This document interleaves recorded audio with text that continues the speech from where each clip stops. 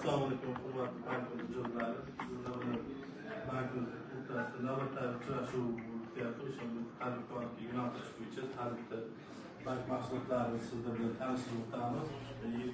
Sizlarda bo'layotgan taklif mulohazalarga qarab har bitta yo'nalish bo'yicha o'z takliflarimizni beramiz. Hozirgi kunda bankimizda har bir mahallada o'sha har bitta mahallaga mahalla bank biriktirilgan, undan tashqari mahalla agentlar biriktirilgan.